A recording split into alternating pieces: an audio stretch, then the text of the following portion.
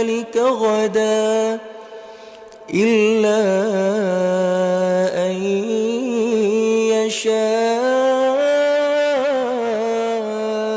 الله واذكر ربك إذا نسيت وقل عسى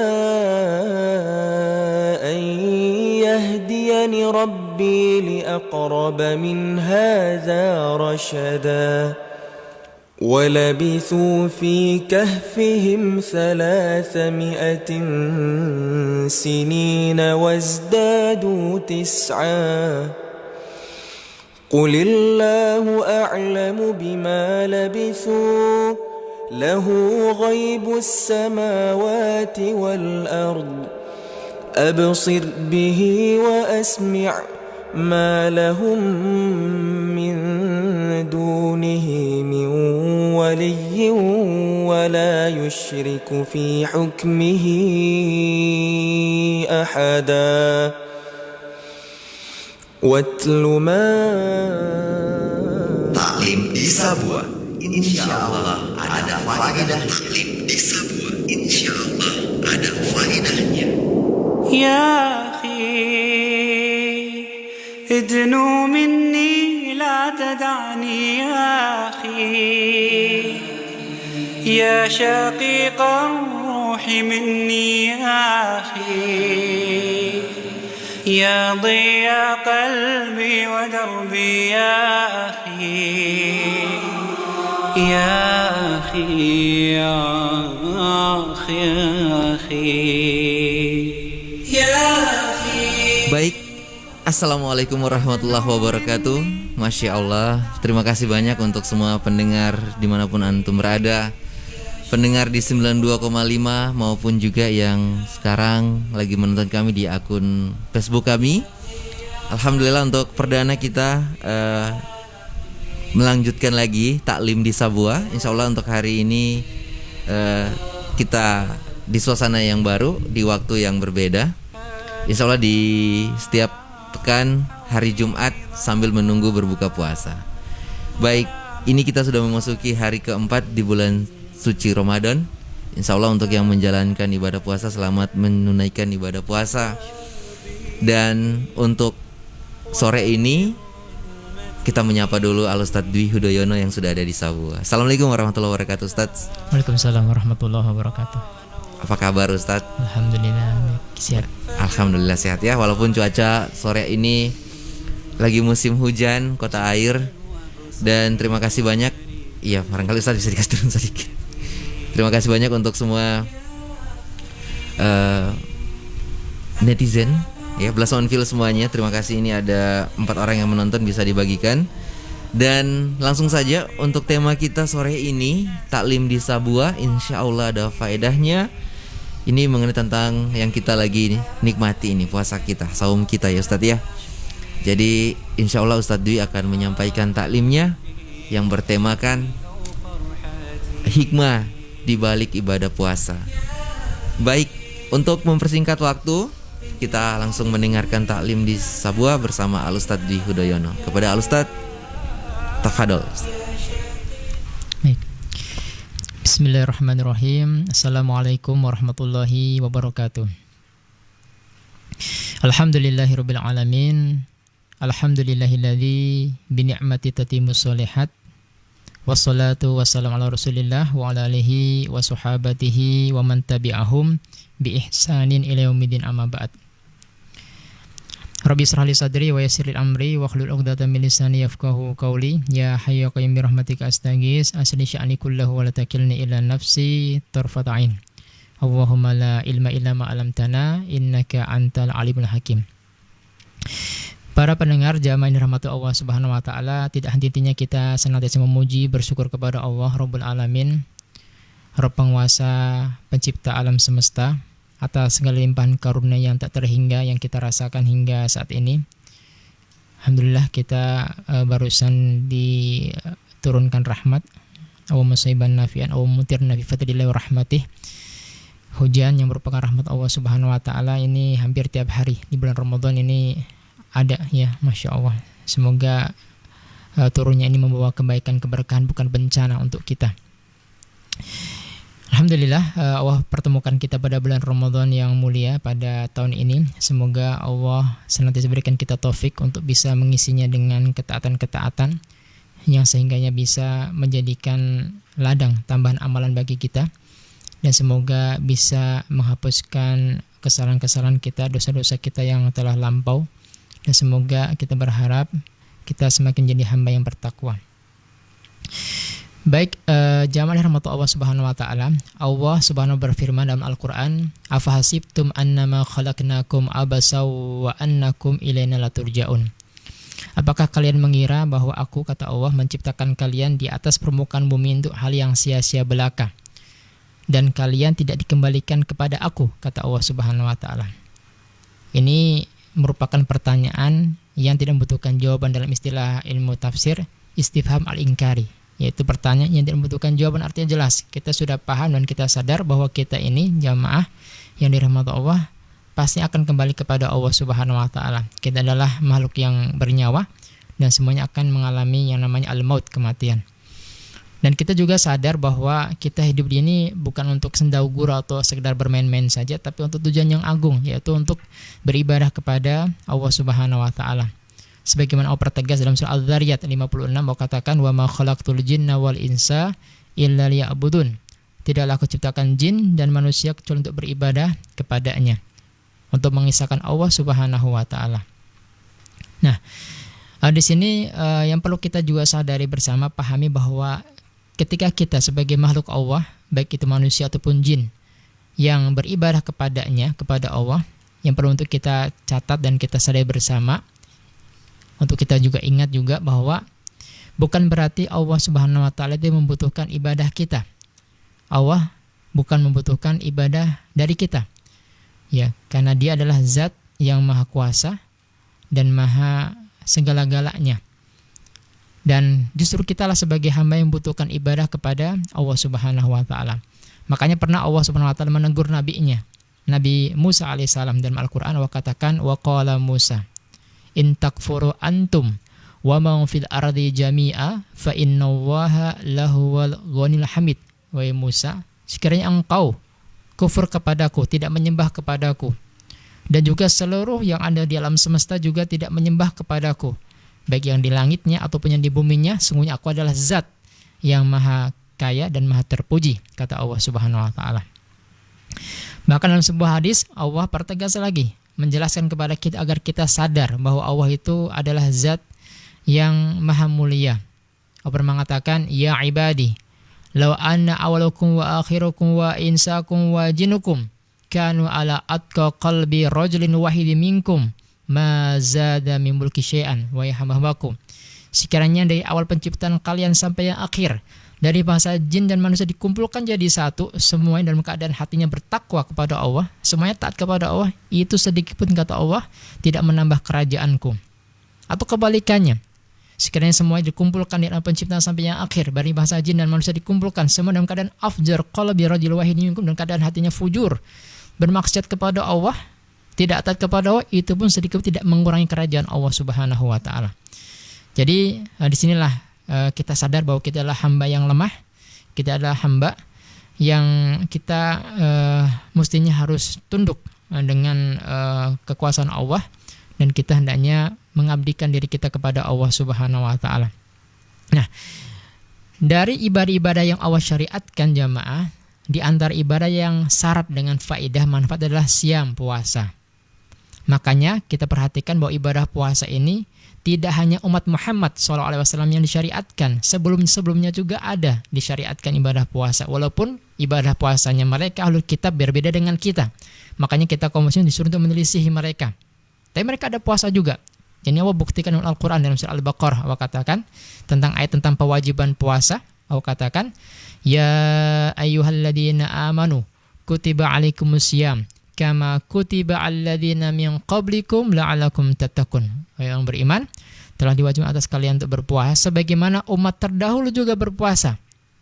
Tujuannya adalah untuk semakin kita menjadi hamba yang bertakwa. Makanya misalnya contohnya ahlu kitab ya berpuasa, mereka ada makan buka puasanya juga, tapi beda dengan kita. Kalau kita dianjurkan mensegerakan buka puasa, kalau mereka itu biasanya kalau berbuka puasa sampai bintang-bintang bermuncul baru mereka berbuka puasa. Makanya kita dianjurkan untuk menyegerakan buka puasa. Dalam sebuah hadis Rasul sebutkan, la yazalu nasbi khairin ma ajlu fitrah. Tidaklah seorang manusia senantiasa dalam kebaikan, tidaklah manusia senantiasa dalam kebaikan selama dia menyegerakan puasanya, menyegerakan berbuka puasanya. Termasuk juga kita ada sahurnya, mereka ahlu kitab tidak ada sahurnya. Makanya kita dianjurkan kaum muslim untuk bersahur. Tasaharu walau bijur'atin ma'in, bersahurlah kalian meskipun seteguk air minum, kata Rasulullah. Yang penting sahur. Kata ternyata makanan sahur adalah makanan yang berberkah. Tasaharu fa inna fi suhur barakah. Bersahurlah kalian, kata Rasul, karena dalam sahur itu ada berkahnya. Bahkan tidak cuma berkah saja, ditambah orang yang bersahur itu akan mendapatkan limpahan doa sholawat dari Allah dan para malaikatnya.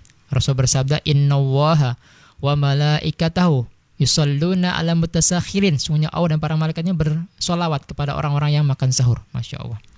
Nah, jadi subhanallah, ibadah puasa adalah ibadah yang syarat dengan faedah, sehingganya tidak hanya umat terdahulu sampai umat kita juga mengerjakan puasa. Tujuannya apa?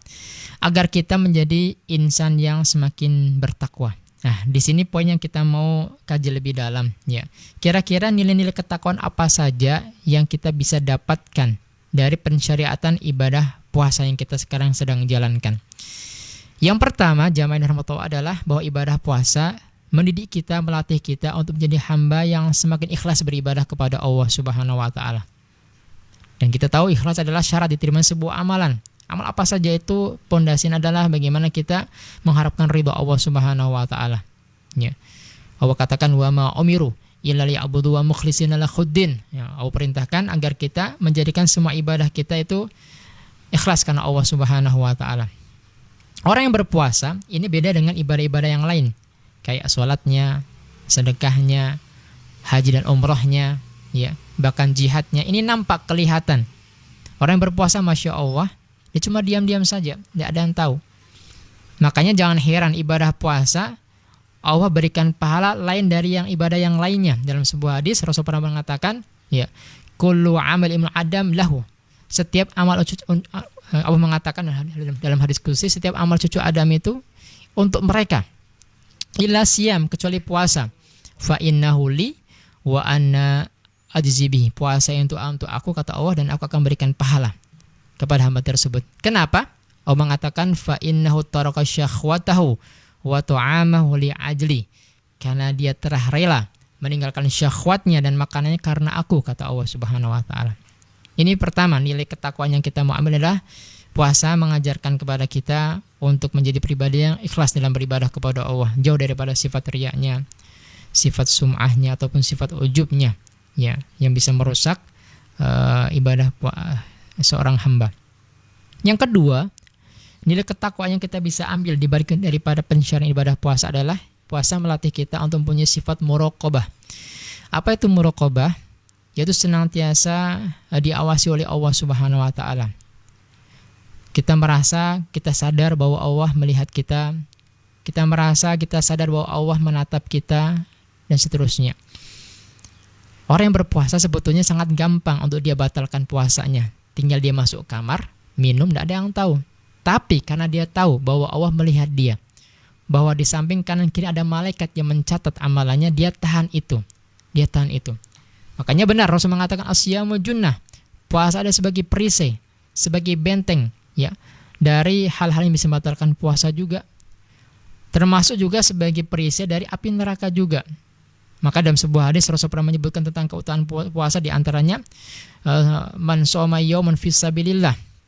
Barang siapa seorang hamba berpuasa satu hari saja di jalan Allah, ikhlas karena Allah, ba'ada waj'aninar sab'ina khirafan, maka akan jauhkan wajahnya dari api neraka sejauh 70 tahun perjalanan. Masya Allah. Makanya nantinya derajat ihsan kita akan bisa dapatkan dari pembelajaran ibadah puasa ini. Apa itu ihsan? Anta budallah ka'annaka tarahu. Kita beribadah kepada Allah, kita melihat Allah Subhanahu wa taala. Fa illam takun tarahu fa innahu yaraka.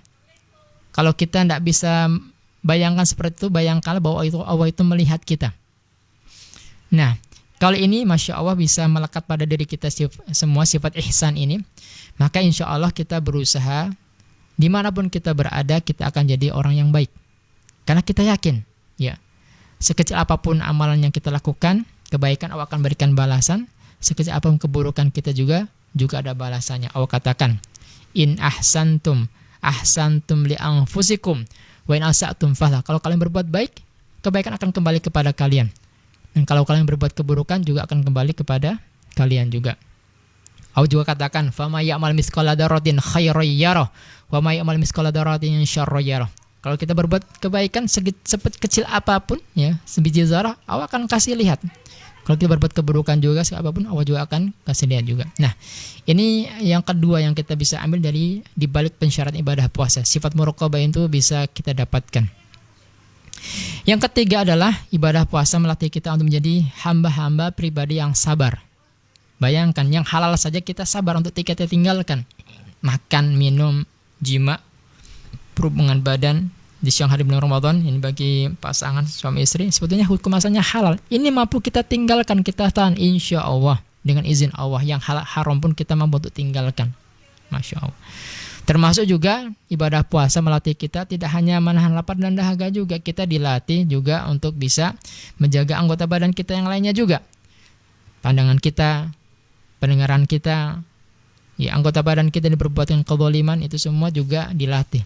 Ya, terutama misalnya lisan. Dengan tegas Rasulullah SAW memberikan arahan, ya, dalam sebuah hadisnya, idza kana shaum ahadikum, jika diantarkan sedang berpuasa, fala yarfus, jangan berkata-kata keji.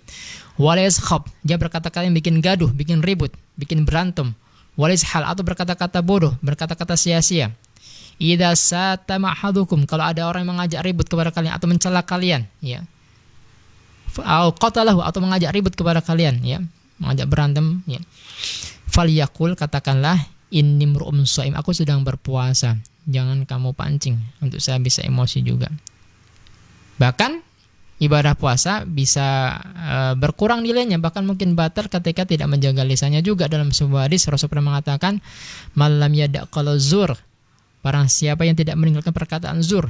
Ini kemarin telah kita jelaskan, qaul zur itu banyak penafsirannya, bisa dusta, ghibah, bacaan keburukan orang, termasuk mencela, memaki, melaknat, ya. Falaysa lillahi hajatun fi at'amal wa syarab, tidak butuh terhadap apa yang ditinggalkan dari makan dan minumnya.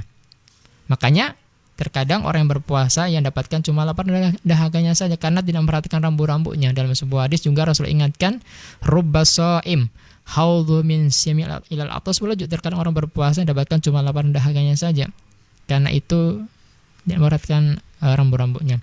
Makanya di balik ibadah puasa melatih kita untuk bisa memiliki sifat sabar ini, sabar di atas ketaatan, sabar menjauhi larangan Allah, termasuk sabar terhadap musibah-musibah yang ada.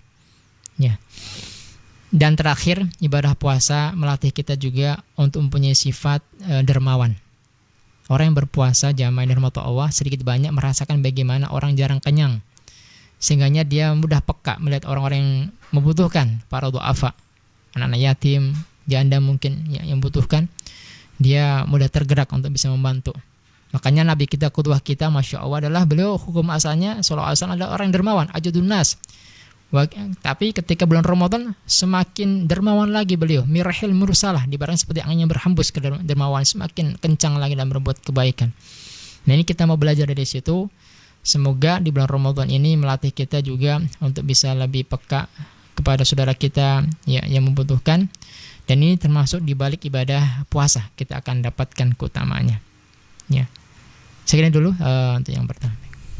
Baik, terima kasih banyak untuk penjelasan pertama kami ya bersama Al-Ustadz Dwi Hudoyono tentang hikmah di balik ibadah puasa. Ada 4 poin tadi yang Ustadz sudah jelaskan. Insya Allah ada penambahan lagi Ustadz ya. Baik, untuk antum semuanya yang mendengar di 92,5 dan juga yang lagi menonton kami, ini ada 10 mata. Barangkali bisa langsung bertanya. Insya Allah di segmen ketiga kita ada sesi tanya jawab. Ya, intinya berkaitan dengan puasa.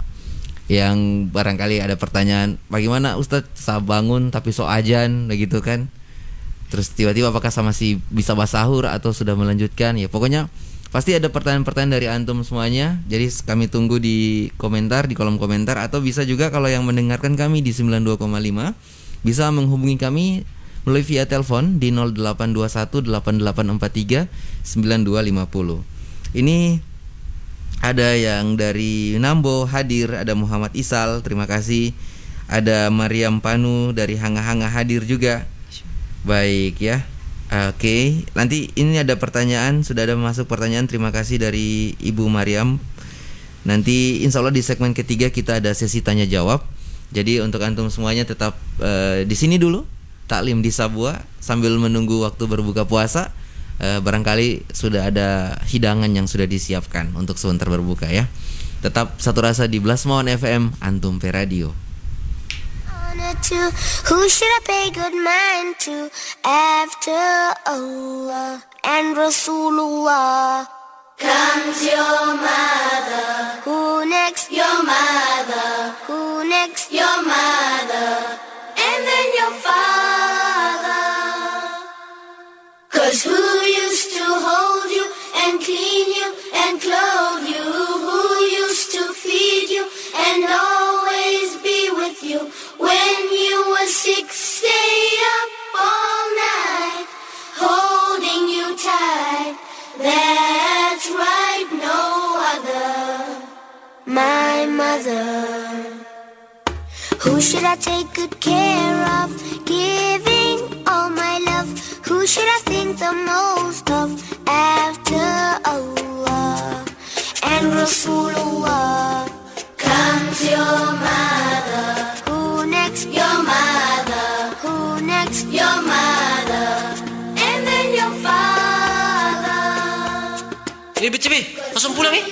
Oh iya, hati-hati Jo ya. Oke sip, dadah. Cil. Kenapa? Kalau keluar rumah itu ada DP doa. Bisa kira ini bapak panggil ada yang saya lupa atau apa? Doa apa lagi ini? Ada DP doa ini kalau macam keluar rumah.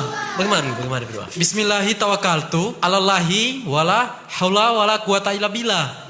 Cuma pendek. Pendek sekali. Iya, ngapal rabu-rabu itu enggak saya. Kita bisa ini. Lagu cepat. Ini sab ilpi. Cok, boleh mau bacakan ulang lagi? Bismillahi tawakkaltu alallahi wala haula wala quwata illa billah. Oh, kalau begitu nanti tulisakan saja ya, supaya saya bisa hafal nih di rumah ya. Saya SMS saja, oke? Oke. Tapi untuk sementara sebelum baca. Ikut saja saya apa yang tadi saya bilang. Oke. Dadah. Waalaikumsalam.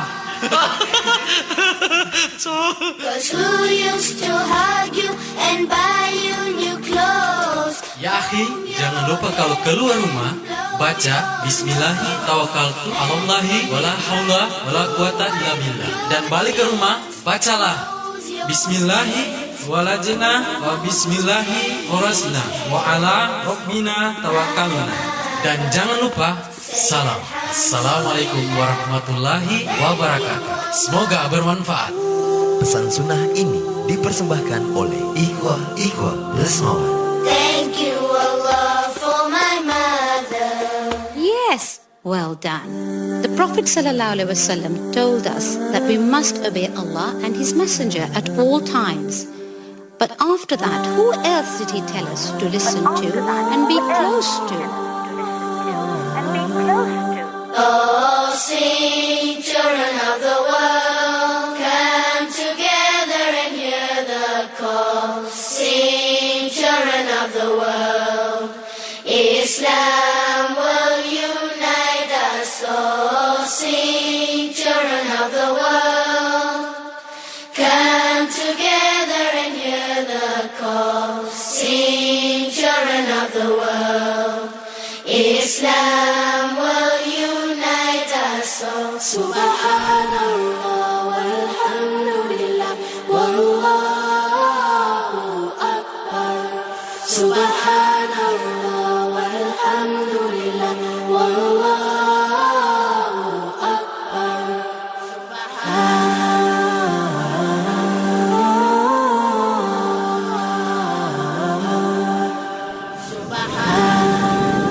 Taklim di Sabua, insya Allah ada faedah. Taklim di Sabua, insya Allah ada faedahnya. Baik, terima kasih banyak untuk antum semuanya masih bersama kami taklim di Sabua, insya Allah ada faedahnya. dan bersama dengan Al-Ustadz Dwi Hudoyono. Kita sudah memasuki segmen kedua ini, Belas Monfil. Untuk antum semuanya terima kasih, ini sudah ada yang bertanya. Jadi buat antum sekali lagi yang mau bertanya, kami persilahkan. Insya Allah di segmen ketiga kita ada sesi tanya jawab yang berkaitan dengan puasa, ibadah bulan suci Ramadan. Ini pasti banyak pertanyaan dari antum semuanya. Silahkan, yang tak ganjal di hati boleh langsung bertanya, langsung komen saja di kolom komentar kami, atau bisa langsung menghubungi kami di 0821 8843 9250. Baik, di segmen kedua ini insya Allah Ustadz Dwi akan menyampaikan taklim.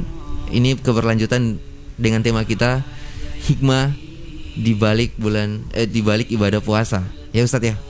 Jadi segmen kedua ini tentang kepada ada hadiah bagi orang yang berpuasa. Ya Ustadz ya. Baik, untuk mempersingkat waktu, kami persilakan kepada Al Ustadz Dwi Hudoyono untuk menyampaikan taklim di Sabua.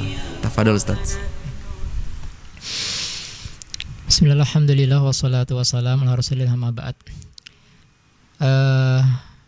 Di antara hadiah dari Allah Subhanahu wa taala untuk hamba-hambanya yang dengan tulus mengerjakan ibadah puasa, khususnya di bulan Ramadan, bahwa Allah Subhanahu wa taala Maha tahu bahwa kita ini adalah hamba yang dhaif, yang lemah, yang banyak kali berbuat khilaf dan salah, dosa. Dan di antara cara Allah Subhanahu wa taala untuk menghapuskan dosa-dosa hambanya adalah dengan melalui ibadah puasa ini. Dengan melalui ibadah puasa ini, terutama di bulan Ramadan. Nah, di antara dalil yang menunjukkan hal tersebut bahwa ibadah puasa ini merupakan bentuk cinta Allah kepada hambanya untuk menggugurkan dosa-dosa mereka yang telah lalu. Rasulullah pernah bersabda, "Man shoma Ramadan imanan wa ihtisaban, ghufira lahu ma taqaddama min dzambihi." Barang siapa berpuasa Ramadan karena iman, yakin ini adalah perintah Allah Subhanahu wa taala, dan mengharapkan pahala hanya dari sisinya, Allah berjanji akan menghapuskan dosa kita yang telah lalu. Dalam hadis yang lain juga Rasul pernah mengatakan bahwa dalam sebuah hadis mengatakan, fitnatur rajul fi ahlihi wa malihi wa waladihi. Dosa seseorang terkadang kepada keluarganya, kepada hartanya, bahkan terhadap anak dan tetangganya, ya. Tukafiruhu bis shalah was-shaum was-shadaqah wal amru bil ma'ruf wan nahyu 'anil munkar. Ini bisa dihapuskan dengan amalan sholatnya, dengan amalan puasanya, dengan amalan sedekahnya, dan mengajak kepada kebaikan, mencegah kepada kemungkaran. Jadi puasa termasuk bagian yang bisa menggugurkan dosa kita, atas dosa kita yang terkadang sengaja atau tidak sengaja kepada keluarga kita, atau kepada anak kita, atau kepada tetangga kita, bahkan terhadap harta kita yang mungkin kita terkadang gunakan tidak pada tempatnya. Musta'an. Kemudian hadis yang berikutnya bahwa Allah Subhanahu wa taala berjanji dari ibadah puasa ini, Masya Allah, dia nanti di akhirat akan menjadi syafaat bagi yang mengerjakannya, akan menolong bagi yang mengerjakannya. Dalam sebuah hadis, dua amalan yang Rasul sebutkan yang akan menjadi penolong pada hari kiamat kelak, Al-Quran wasyam yashfa'an lil 'abdi yaumil qiyamah, puasa yang kita kerjakan, dan Quran yang kita baca kalau pada hari kiamat akan menjadi syafaat penolong bagi yang mengerjakannya. Dua amalan ini akan mengadu di hadapan Allah Subhanahu wa taala, mengatakan, Quran akan mengatakan, "Ya Rabb, mana'tuhu naum bil lail." Ya Rabb, aku telah menghalangi dia untuk tidur malam karena dia membaca Al-Quran, sibuk dengan Al-Quran. Fasyafi'ni fih, berikan dia syafaat ya Rabb. Nanti puasa juga akan mengatakan, akan berbicara di hadapan Allah, akan mengatakan, "Ya Rabb, mana'tuhu tu'am bin nahar." Aku telah menghalangi dia untuk bisa makan di waktu siangnya. Fasyafi'ni fih, berikan dia syafaat ya Rabb. Masya Allah. Tidak cuma itu hadiah dari Allah Subhanahu wa taala bagi orang yang mengerjakan puasa dengan baik, mereka kelak akan dimasukkan dari pintu khusus di surga, namanya Ar-Rayyan. Dari 8 pintu yang ada satu pintu khusus bagi orang yang ahli berpuasa, yang namanya Ar-Rayyan. Rasul pernah mengatakan, "Inna fil jannah baban." Di surga ada sebuah pintu, yadkhulu fiha as-shaimun, yang masuk dalamnya orang ahli berpuasa. Nanti Allah akan mengatakan, memanggil, aina shaimun, manakah orang yang berpuasa? Faqumu fadakhalu, mereka yang berdiri akan masuk dalam pintu tersebut. Masya Allah. Nah, ini di antara hadiah-hadiah dari Allah Subhanahu wa taala untuk orang-orang yang mengerjakan puasa, ya, menghapuskan dosa, akan memberikan syafaat, kemudian juga akan mendapatkan pintu khusus di surga, ya, bagi mereka yang mengerjakannya. Kemudian juga sebetulnya ibadah puasa juga adalah cara indah Allah untuk menjadikan kita hamba-hambanya semakin sehat sebetulnya, jauh daripada penyakit. Ya, kita tahu bahwa para ahli kesehatan juga mengatakan bahwa di antara sebab penyakit itu karena pola makan. Karena kita tidak mengatur pola makan dengan baik. Ya, perut kita tidak bisa atur dengan baik. Ya. Makanya puasa ini adalah sarana, ya, untuk bisa mengatur pola makan kita dengan baik, termasuk juga mengeluarkan toksin-toksin, penyakit-penyakit juga dari tubuh dengan puasa kita. Maka dalam sebuah hadis Rasul pernah bersabda, ma mala adamiyu wi'a asyari min batnih, tidak ada bejana yang paling buruk dari anak cucu Adam kecuali perutnya. Makanya kaidah di antara sunnah-sunnah Rasulullah, misalnya kita dianjurkan, ya, kaum muslimin ini juga harus perhatian masalah kesehatan juga. Dianjurkan kita sebelum makan, ya, hendaknya makan buah dulu. Bahkan ini sudah dipraktekkan oleh ahli kitab Yahudi, itu ada makanan pembuka ini adalah buah-buahan sebelum makan yang ini. Ini bagus untuk kita biasakan. Ya, tidak perlu harus malam-malam, bisa pisang, pepaya, atau kurma, ya, jangan langsung berat dulu. Kaidah kedua dari makanan adalah berhentilah sebelum kenyang. Jadi jangan sampai makan kenyangan, ini juga tidak bagus. Yadurrus sehat, tidak bagus untuk kesehatan juga. Ini perlu kita perhatikan juga. Makanya Rasul menyebutkan, jadikanlah perutmu itu tiga bagian, sepertiga untuk makanan, sepertiga untuk minum, sepertiga untuk udara. Ya, ini juga Rasulullah ajurkan kepada kita. Nah, puasa ini merupakan sarana. Maka teman-teman sekalian rahmatullah Allah, ya, kalau kita sakit mungkin ada sakit mah dan seterusnya, coba hidupkan puasa. Ini akan bisa menjadikan kita semakin sehat, ya. Bahkan juga dengan kita banyak berpuasa, insya Allah ini akan menjadikan kita insya Allah bisa awet muda juga, ya. Coba praktekkan saja, tidak perlu kita obat mahal-mahal. Bagaimana rajin puasa sunnah, ya, Senin Kamis atau 3 hari per bulan, ini akan menjaga kesehatan kita lebih bagus insya Allah. Jadi sekali lagi, benarlah firman Allah Subhanahu wa taala, ya, dalam Al-Qur'an, wa antasumu khairul lakum in kuntum ta'lamun, dan berpuasalah bagi kalian, ya, kalau kalian mengetahui keutamaannya. Dan berpuasalah kalian, ya, itu lebih baik kalau kalian mengetahui keutamaannya. Ya, jadi ini Allah Subhanahu wa taala telah firmankan dalam Al-Qur'an, dengan ibadah puasa itu ternyata mengandung banyak kebaikan yang kebanyakan. Makanya Masya Allah, mari kita bersyukur kepada Allah sekali lagi, Rabb yang menciptakan kita dan tahu manfaat-manfaat untuk kita. Mari kita kerjakan ibadah puasa dengan baik, ya, sehingga habis Ramadan, ya, kita bisa lebih bagus iman kita, lebih bagus ibadah kita, lebih bagus akhlak kita, bahkan kita juga lebih sehat insya Allah. Baik, terima kasih kepada Ustadz Dwi Hudoyono untuk segmen kedua kami di Taklim di Sabua, insya Allah ada faedahnya. Dan kepada Ustadz kami mengucapkan jazakumullah khairan katsira. Baik, tibalah kita di segmen ketiga ini. Kita langsung saja Ustadz. Ya.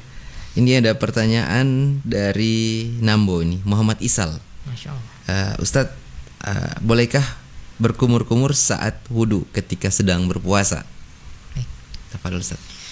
Baik, alhamdulillah wassalatu wassalamu ala rasulillah ba'd. Berkumur-kumur dalam wudu ini tidak terlarang, ya, artinya dibolehkan.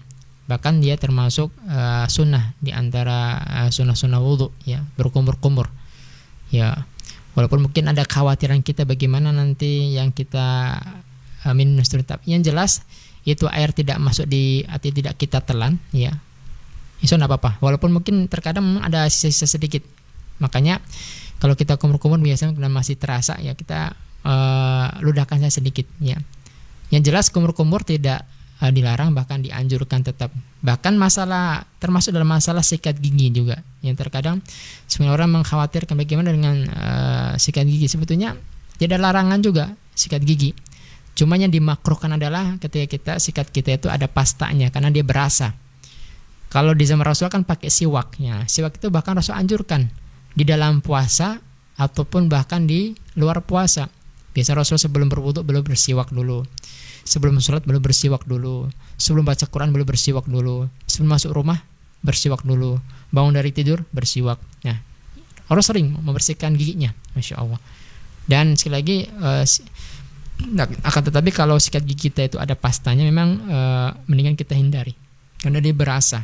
Tapi kalau kita tidak pakai pasta, tidak apa-apa. Jadi intinya kumur-kumur tidak apa-apa. Ya, selama kita tetap bisa menjaga, jangan sampai airnya masuk. Kecuali tidak sengaja, ini beda lagi masalahnya. Oh, alam. Baik Ustadz, terima kasih banyak untuk penjelasannya. Siapa tahu ada lagi pertanyaan dari Nambo ini, Muhammad Isal ya. Ustadz, ini lagi Ustadz tentang tadi ya, pada saat bangun sudah ajan. Itu bagaimana hukumnya? Apakah masih bisa bakunya kurma 1 biji atau bagaimana ini Ustadz? Baik. Kemarin kita luput ya untuk sampaikan kapan sebetulnya batas akhir waktu makan sahur ya. Adapun waktu yang ada seperti imsak ya. Ini adalah waktu ikhtiyatan, kehati-hatian, artinya waktu yang biasa Rasulullah berhenti untuk makan sahur. Ya. Rasul biasanya berhenti makan sahur itu antara jarak beliau berhenti dengan azan itu biqadri 50 ayat, yaitu jaraknya sekitar 50 bacaan ayat. 50 bacaan. Ya, inilah jadi patokan imsak yaitu harus lebih. Tapi sekali lagi ini bukan batasan terakhir makan sahur. Ya. Karena dalilnya bahwa makan sahur itu batasnya adalah azan subuh ya, azan subuh. Sebagaimana Allah katakan Al-Qur'an, kulu wasrobu hatta yatabayyana lakumul khaytul abyad minal khaytil aswad minal fajar. Ya, makan minumlah kalian sampai jelas terang benang putih dari benang hitam dari waktu salat fajar. Artinya dari waktu salat subuh. Ini batas dari Al-Qur'an dijelaskan. Dari hadis dikuatkan lagi, Rasul pernah mengatakan, idza kana inna wa ala yadikum ya. Idza sami'tumun nida, jika di antara telah mendengarkan panggilan azan salat subuh ini fajar ya. Wal ina ala yadikum, dan sedang kalian sedang memegang air di gelas, fala yadhahu, jangan kalian letakkan hatta yaqdiya hajatahu minhu, sampai kalian menuntaskan itu, artinya minum satu teguk sudah, jangan gitu. Nah, ini menunjukkan bahwa dalil ini batas daripada waktu sahur itu adalah azan subuh. Jadi bareng teman-teman sekalian yang terlambat misalnya ya, ada walaupun sudah imsak ya, masih bisa makan atau masih bisa minum ya, sampai nanti batasnya azan. Tapi kalau sudah azan ya, yang di tangan saja ya yang kita selesaikan, jangan lagi nambah lagi, sudah itu saja, itu rezekinya kita, sudah itu yang kita makan sudah. Baik Ustaz ya, saya juga ya. Baik, terima kasih banyak untuk penjelasannya. Ada lagi Ustaz, ini dari Mariam Panu, bagaimana adab bertetangga di bulan puasa? Masya Allah. Baik, bismillahirrahmanirrahim, wassalatu wassalamu ala rasulillah. Sebetulnya tetangga di dalam puasa ataupun di luar puasa sama saja ya, artinya tetap kita harus menjaga hak-hak tetangga kita, menghormati mereka, menjaga kemuliaan mereka. Walaupun mereka terkadang non muslim, tetap kita juga jaga ya, tidak boleh kita berbuat zalim kepada mereka dan seterusnya ya. Lebih khusus lagi di bulan Ramadan tentunya harus kita lebih baik lagi kepada tetangga kita ya.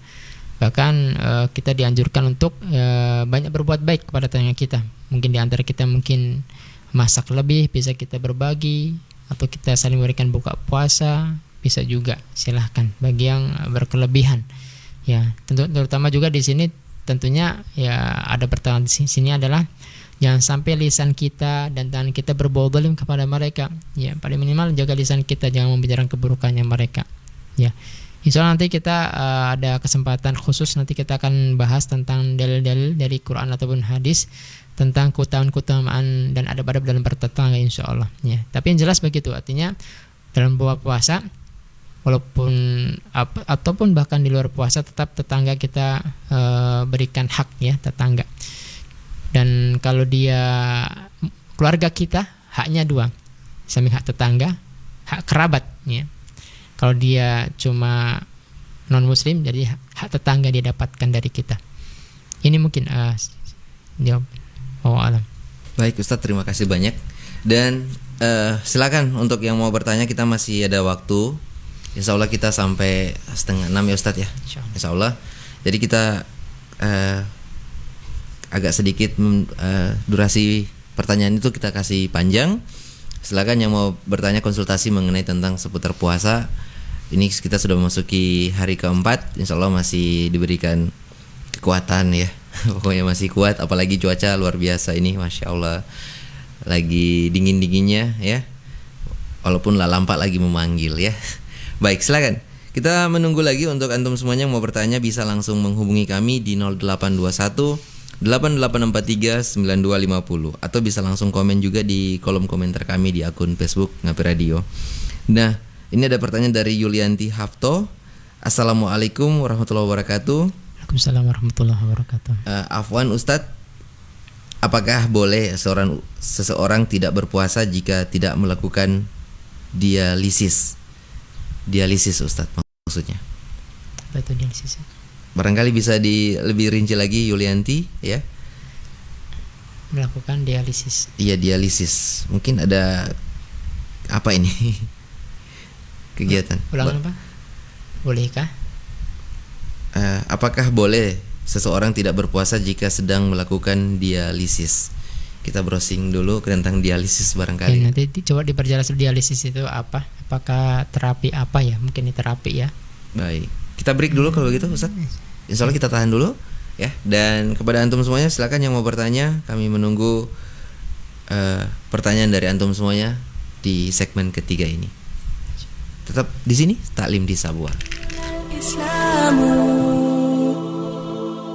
arkanuhu jalila da'aimul fadila wa yashhadatani ka'idatu iman wa sawmu was salatu wa hajju was zakatu.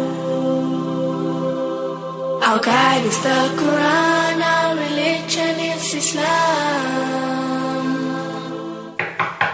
Manado, nggak di dalam. Manado Kenapa tuh Ngi? Besok tabukir saya. Ya gantian dulu. Masuk yuk. Masuk yuk. Oh iya.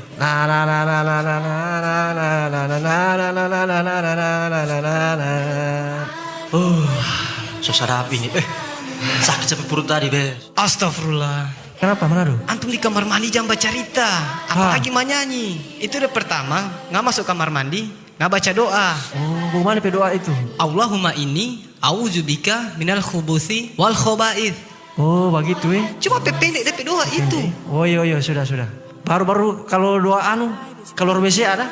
Tunggu dulu. Habis nggak baca doa masuk WC, nggak masuk kamar mandi dengan kaki kiri. Oh, begitu Kalau mau keluar WC bagaimana itu? Kalau mau keluar WC, nggak buka pintu kamar mandi, baru keluar dengan kaki kanan. Oh, begitu Baru baca DP doa. Apa DP doa? Ya ampun, gampang sekali DP doa ini masuk ke kamar dengan. Apa itu DP doa? Gufronaka. Oh, gufronaka. Oh iya, sudah. Pendek sekali DP doa itu, Mas antum tidak mudah hafal Basis of the faith and the fast and the prayer, the pilgrimage and charity. Kalau antum ke kamar mandi, jangan lupa baca doa. Allahumma inni a'udzubika minal khubuthi wal khaba'ith. Dan masuk didahului dengan kaki kiri. Pada saat keluar dari kamar mandi dengan kaki kanan, bacalah Gufronaka. Semoga bermanfaat. Pesan sunnah ini dipersembahkan oleh Ikhwah Lesmawan. طلع البدر علينا من ثنيات الوداع وجب الشكر علينا ما دعا لله داع ما دعا لله داع. Although I Baik, terima kasih banyak untuk antum semuanya masih serasa dengan kami di Sabua Taklim bersama dengan Al-Ustadz Dwi Hudoyono. Insya Allah ada faedahnya. Terima kasih untuk yang sudah memperjelas ya. Ini ada istri saya, juga ada Restu Rizky Anggrieni juga ya. Ternyata dialisis itu cuci darah ya. Maklum kita bukan. Orang kesehatan. Tapi terima kasih banyak untuk Yulianti Hafto. Ini bagaimana hukumnya Ustadz pada saat lagi cuci darah ya, dialisis itu apakah kita diwajibkan boleh berpuasa atau bagaimana Ustadz? Baik, bismillah, alhamdulillah, wassalatu wassalamu ala rasulillah, ba'd. Wa alam, sejauh yang kami tahu bahwa cuci darah atau transfusi darah ini termasuk hal yang bisa membatalkan puasa. Ya, jadi nanti ketika waktu yang lain dia qadha ya, diqadha puasanya, ganti dengan puasa yang lain. Ini bagi yang memang sakitnya bisa diharapkan kesembuhannya ya. Tapi kalau memang cuci darah pun dia masih tetap lemah dan seterusnya tidak mampu untuk berpuasa, maka bagi dia bayar fidyah. Tapi di saat memang bulan Ramadan dan dia melakukan cuci darah, ini transfusi darah ya, berarti pada waktu itu juga puasanya batal. Ya, batal. Alam. Baik Ustadz, terima kasih banyak. Ada Ustadz Sigit ini Dewan Dakwah Morowali Utara membawa manfaat. Amin ya. Baik, terima kasih. Sambil menunggu yang mau bertanya silakan, kami menunggu pertanyaan antum semuanya di 08218843 9250. Baik, ini ada pertanyaan di WA. Kita lihat dulu. Terima kasih buat yang sudah bertanya langsung di WA. Ada siapa ini? Sabar Ustadz, ini agak panjang Ustadz untuk sesi tanya jawabnya di segmen ketiga ini Ustadz ya. Assalamualaikum warahmatullahi wabarakatuh. Waalaikumsalam warahmatullahi wabarakatuh. Ini Ustadz dan Akhi, saya mau bertanya tentang masalah pembayaran zakat fitrah. Zakat fitrah yang baik. Apakah boleh membayar zakat fitrah dengan cara diuangkan? Dan waktu pembayarannya yang baik kapan Ustadz? Apakah di awal atau di akhir Ramadan? Itu yang pertama. Terus yang kedua Ustadz, kemarin qadarullah saya sakit yang datangnya dari panasnya neraka jahanam. Masya Allah. Demam. Masya Allah. Dan untuk sholat dapatkah saya bertayamun saja? Syukran Ustadz, jazakumullah khairan. Doakan saya Ustadz semoga cepat sembuh dan dapat kembali melaksanakan ibadah Ramadan. Ini Masya Allah, ini ada Akhi siapa namanya? Ramalambangan ini ya. Baik. Kita juga ada dapat kabar Ustadz Satrio Herlambang juga lagi sakit ya. Masya Allah, syafahullah. Baik, terima kasih untuk Rama Lambangan untuk pertanyaannya. Baik, bismillahirrahmanirrahim, wassalatu wassalamu ala rasulillah, ba'd. Ya, pertama-tama kami doakan syafahullah ya. Semoga Allah menyembuhkan, mengangkat penyakitnya, la ba'sa tuhurun insyaallah. Semoga penyakit yang diderita ini, baik kepada Al-Akh tadi yang bertanya, termasuk juga kepada rekan kita juga sama-sama di radio ya, Satrio Herlambang, Al-Akh hafizahullah, semoga Allah angkat penyakitnya sehingga bisa kembali berkarya lagi untuk Islam dan kaum muslimin. Baik, yang pertama tentang masalah zakatnya, masalah zakat. Ini zakat fitrah berarti ya, zakat fitrah ya. Nah, jadi memang ini zakat fitrah juga salah satu anugerah dari Allah dari kita untuk kita umat Islam, yang keberadaannya adalah sebagai penyempurna daripada ibadah puasa kita. Allah Maha tahu bahwa dalam mengerjakan puasa terkadang kita banyak kesia-siaan dan banyak kekurangannya, banyak cacatnya di situ. Dan dengan ibadah zakat fitrah ini menyempurnakan dari cacat-cacatnya tadi, menjadi lebih sempurna ya. Dan lebih insyaallah Allah akan terima amalan kita. Makanya sangat diwajibkan ini ibadah zakat fitrah ini ya kepada setiap kaum muslimin ya. Baik yang laki, perempuan, anak-anak, orang tua, semuanya wajib zakat ya. Walaupun ya bagi orang-orang yang masih dalam tanggungan, bagi yang menanggung lah yang mengeluarkan zakatnya. Nah, tentang apa yang lebih afdol untuk kita zakatkan, makanan pokok atau uang. Kalau kita tanya yang lebih afdol, sebetulnya kami sejauh yang kami lihat, yang kami tahu dari dalil yang ada, adalah dengan makanan pokok ya, sebagaimana dalam hadis Rasulullah SAW mensyariatkan untuk zakat fitrah dari min-so', dari 1 so' tamar ya, kurma, sa'ir, gandum, termasuk juga makan-makanan pokok ya di zaman itu, di tempat itu. Makanya kaidah dalam berzakat itu sesuai dengan kondisi tempatnya. Kalau di suatu tempat makanan pokoknya beras, berarti beras yang dizakatkan. Suatu kondisi tempat itu makanan pokoknya itu sagu, atau jagung, berarti jagung, seterusnya. Nah itu, dan kadarnya 3,5 liter atau 2,5 kilogram. Ini kadarnya. Nah, jadi kenapa kami katakan zakat dengan bahan pokok lebih afdol, lebih utama, sebagian dalam sunnah Rasulullah ya, daripada dengan uang ya. Karena pada zaman Rasul juga ada uang sebetulnya, ada dinar, ada dirham. Tapi Rasul tidak menyebutkan itu, tapi lebih condong kepada makanan. Nah, karena juga ya kalau kita makan itu lebih tahan lama juga ya. Kalau kita kasih uang terkadang pemanfaatannya tidak untuk itu, terkadang untuk yang lainnya. Kalau itu bila kalau digunakan untuk hal yang tidak bagus, ini juga tidak kita inginkan juga.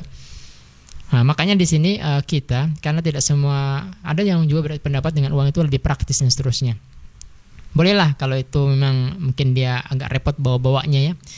Makanya di sini perlunya bagi amil zakat atau takmir masjid yang mengelola zakat atau UPZ ya, unit pengumpul zakat atau Basnas atau terserah yang apa yang itu, bagusnya artinya kita memfasilitasi sebagaimana beberapa masjid-masjid binaan kita ya, ini kita memfasilitasi bagi jamaah yang mau berzakat dengan uang tidak kita terima, nah, tapi kita nanti belikan beras ya, jadi situ kita kerjasama dengan penjual beras nanti di berapa, nanti kita sekalian beri berapa kilogram ya gitu.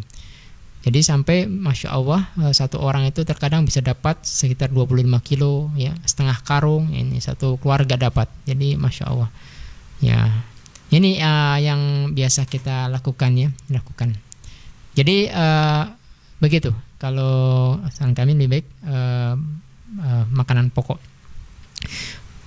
Bagaimana penyalurannya, kapan yang lebih afdol? Sebenarnya dalam hadis Rasulullah itu yang paling afdal itu adalah sebelum kita mengerjakan sholat id ya.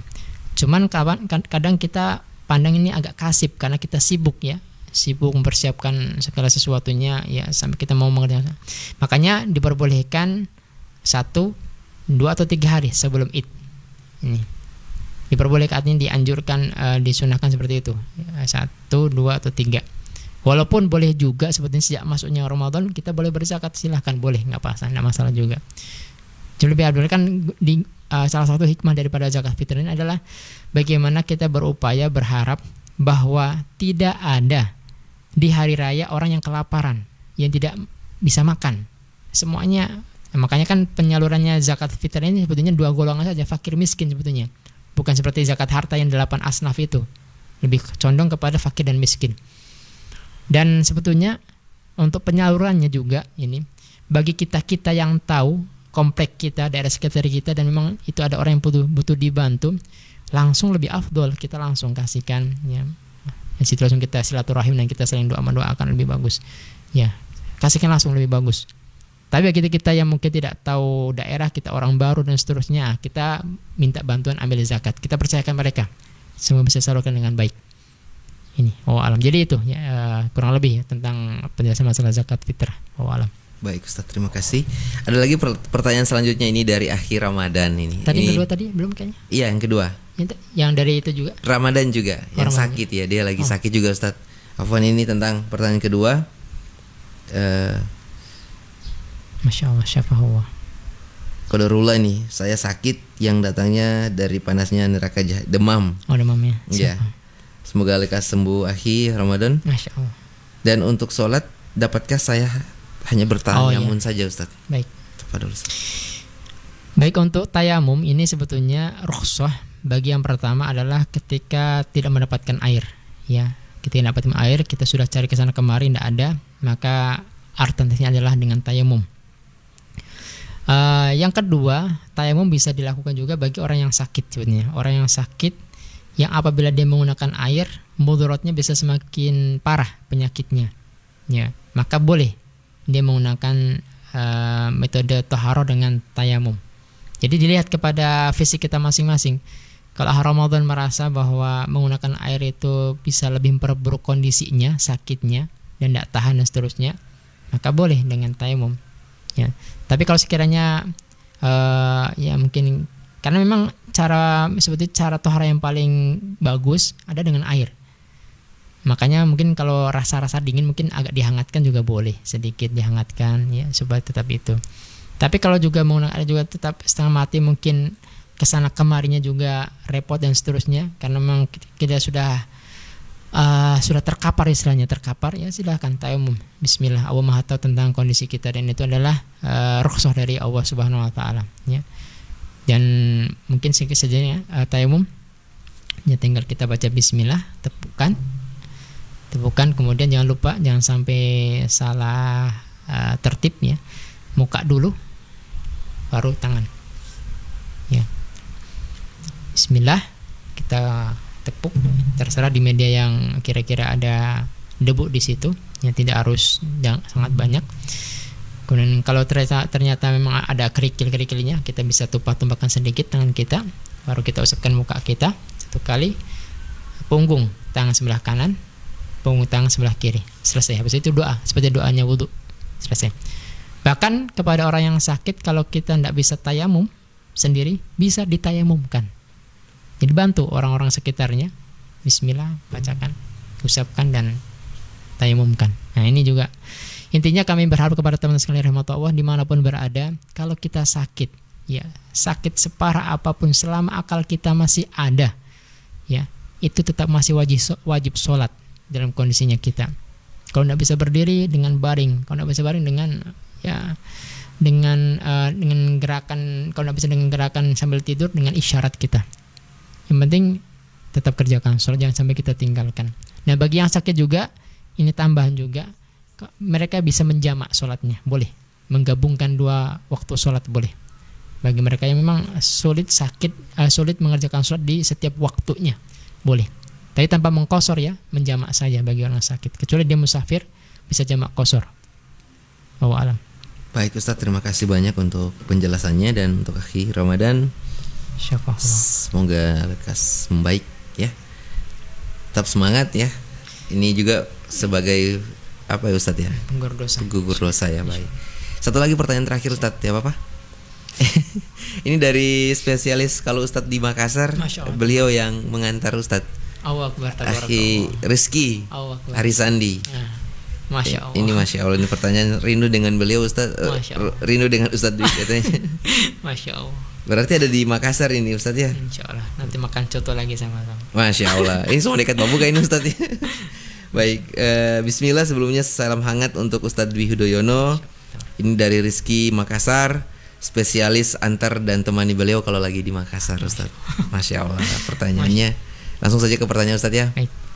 Bagaimana yang dimaksud ulama fokus dengan Al-Quran di Ramadan, Ustadz, dan menutup majelis-majelisnya. Sedang kita hampir ada semua ceramah tarawih di malam Ramadan. Masya Allah, tabarakallah. Dan lain-lain Ustadz. Iya, syukran ini. Rindu sekali ingin bertemu beliau Ustadz.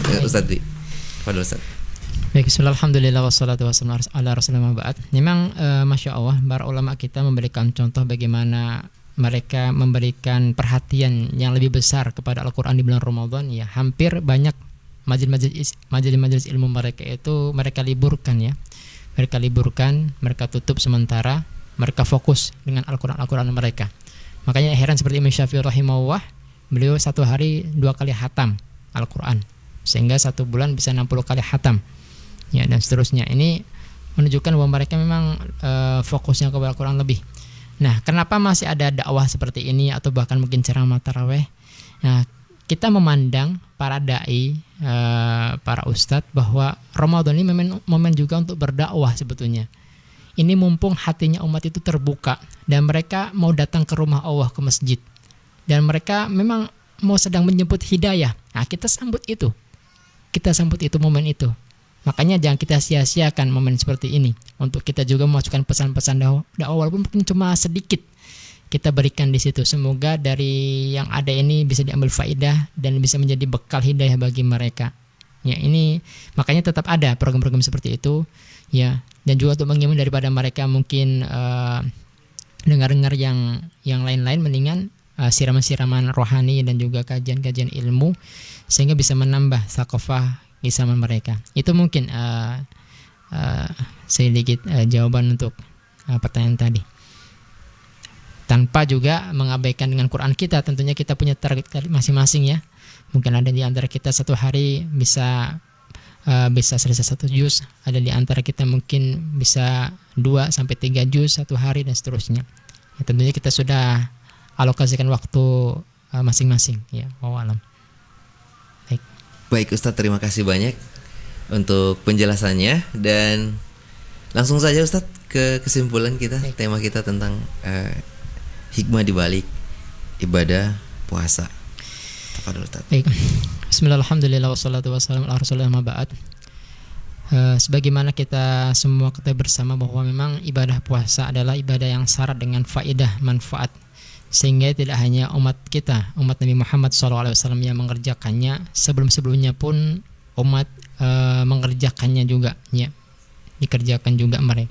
Karena begitu banyak faedah yang kita bisa ambil daripada ibadah puasa tersebut.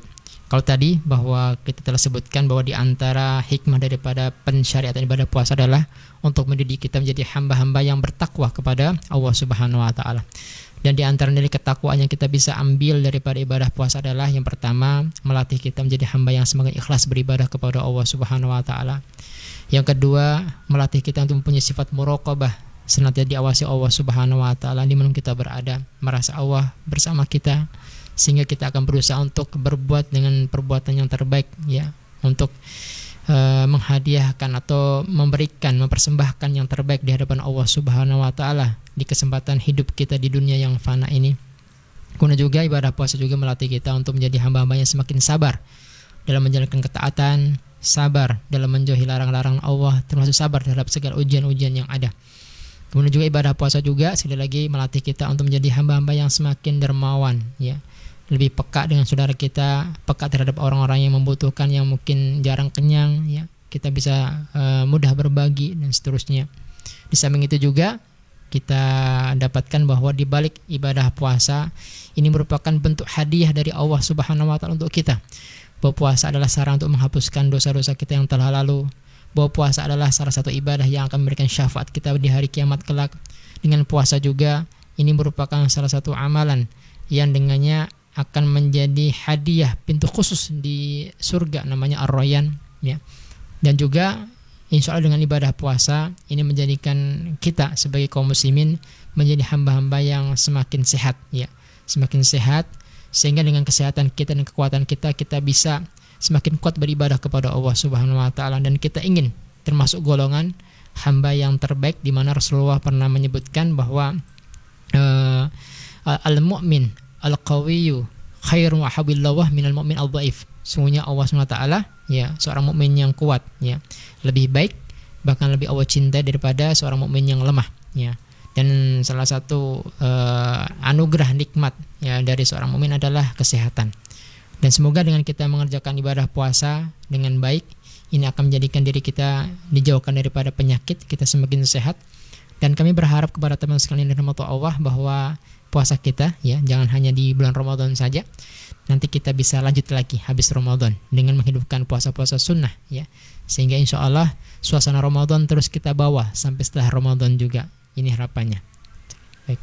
Baik Ustadz, terima kasih banyak untuk kesimpulan kita untuk sore ini dengan tema hikmah di balik ibadah puasa. Dan kepada Al-Ustadz kami mengucapkan sekali lagi jazakumullah khairan katsira. Insya Allah Ustadz masih diberikan kesehatan dan kita bisa sama-sama di pekan selanjutnya ini dengan tema-tema yang menarik lagi Ustadz ya. Baik, terima kasih juga kepada pendengar, kepada penonton yang sudah menonton kami ya, menunggu di sela-sela waktu berbuka. Insya Allah untuk taklim di Sabua setiap pekan di hari Jumat sambil menunggu berbuka puasa Ustaz. Baik, kalau begitu kita sudah di penghujung acara. Banyak berdoa hari Jumat. Oh iya, jangan lupa banyak berdoa. Ini hari Jumat sore, apalagi kita lagi berpuasa. Masya Allah. Jadi banyak berdoa, sunnah-sunnah di hari Jumat. Istighfar, selawat. Iya, pokoknya harus ditekuni lah ya, harus difokus ini barang ya. Jadi jangan lupa untuk salawat, jangan lupa untuk istighfar juga, jangan lupa untuk mengaji Al-Kahfi. Barangkali sudah selesai semuanya dan tinggal menunggu waktu berbuka puasa ya. Baik, saya yang bertugas untuk sore ini bersama Al-Ustadz Dwi Hudoyono pamit. Terima kasih kepada semua yang mendengarkan, yang melihat kami, yang insya Allah ada manfaatnya, ada faedahnya dari taklim di Sabua ini. Dan saya tutup dengan doa kifaratul majelis. Subhanaka Allahumma wa bihamdika asyhadu an la ilaha illa anta astaghfiruka wa atubu ilaik. Assalamualaikum warahmatullahi wabarakatuh. Assalamualaikum.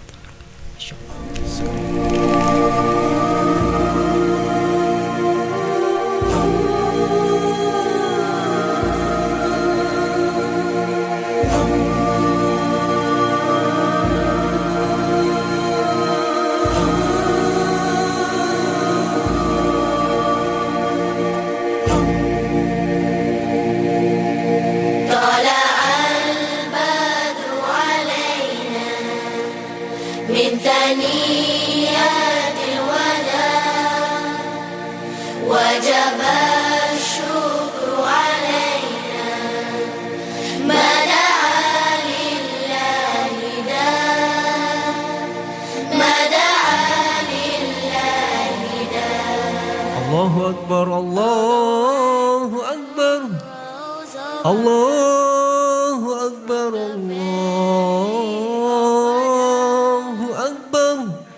So azan nih Ilmi. Marjo Andri, turun bisa bayang Marjo. Oh iya, sama bonceng ya? Iya, pakai set motor, merah.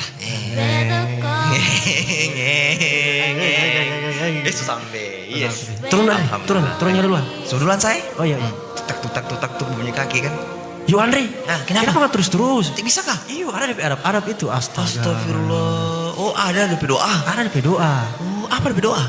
Kalau doa masuk masjid itu, Allahumma firli dunubi waftafli abwaab rahmatik. Baru masuk dengan kaki kanan. Oh, itu DP doa. Iya, astaga. Tak salahin. Baru kalau macam doa keluar masjid ada. Ada. Oh, apa DP doa? Kalau doa keluar masjid itu Bismillah wassalatu wassalamu ala rasulillah. Allahumma inni as'aluka min fadlik. Allahumma a'simni minasyaitonir rajim. Baru nggak keluar yang kaki kiri. Oh, begitu DP doa. Iya, begitu orang masuk masjid ingin keluar. Terima kasih banyak ini. Parit Parit. Oke. Iya, besok ini sesuatu tahu berarti. Besok. Masalahnya saya ini jarang masuk masjid. Ah, itu DP problem berarti.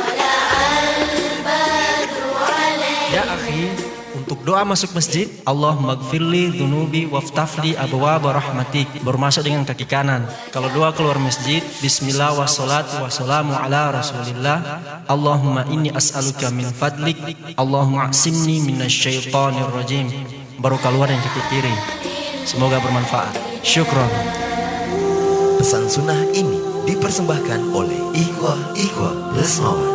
لا إله إلا الله لا إله إلا الله لا إله إلا الله لا إله إلا الله محمد رسول الله محمد رسول الله محمد رسول الله صلى الله عليه وسلم Al-Khaliq made the oceans, rivers, lakes, streams and rain. Bow their waves in pure submission. Upon the earth to praise his name. La ilaha illallah. La ilaha illallah.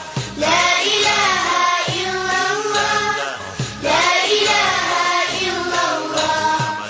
Muhammadur Rasulullah. Muhammadur Rasulullah. Muhammadur Rasulullah sallallahu alayhi wa sallam. There is no creature among us, upon the air or in the sea, that does not sing with wonder, praising in